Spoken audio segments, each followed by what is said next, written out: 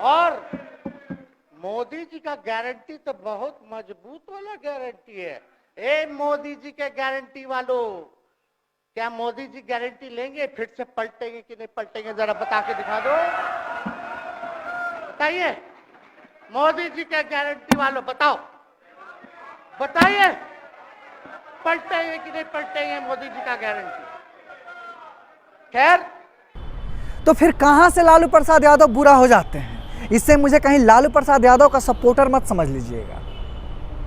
जब जीतन राम मांझी भी अपने बेटे के लिए ही कर रहे हैं, राजनाथ सिंह भी अपने बेटे के लिए ही सोच रहे हैं, अमित शाह जी भी अपने बेटे के लिए ही सोच रहे हैं, तो जब लालू प्रसाद यादव अपने बेटे के लिए सोच रहे हैं तो हमारे पेटों में और हम सबको पेटों में मरोड़ क्यों उठ रहा है? मेरा जो बाप है सबसे पहले मेरे बारे में सोचेगा ना, कि आपके बारे में सोचेगा। हाँ, जब आप कहिएगा कि जब आप पब्लिक डोमेन में हैं, आप जनता का प्रतिनिधित्व कर रहे हैं, जब आपके एक कलम से और आपके एक एक्शन से करोड़ों जनता का भविष्य सुधर सकता है, तो उस समय आपका कर्तव्य उस जनता के लिए होना चाहिए। लेकिन हमारे देश की राजनीति ही तो बताती है कि अपने शौक और अपनी भूख और अपनी सुख को पूरा करने के लिए जनता की बलि चढ़ा देनी चाहिए।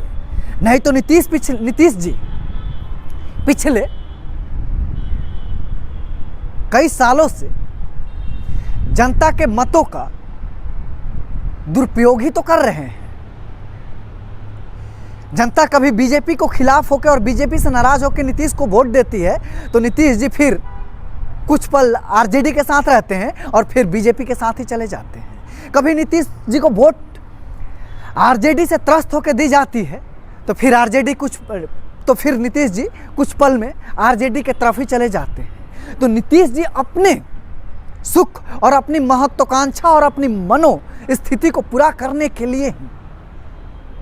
लिए जनता के मतों का और जनता के भावनाओं के साथ खेल ही तो रहे हैं। तो फिर ये जो परिवारवाद और वंशवाद की जो कथा और प्रथा चल रही है, जो बस जुबानी है, इस पे बात करने से बढ़िया है कि जब सत्ता में आते हैं तो आम जनता के लिए काम करें।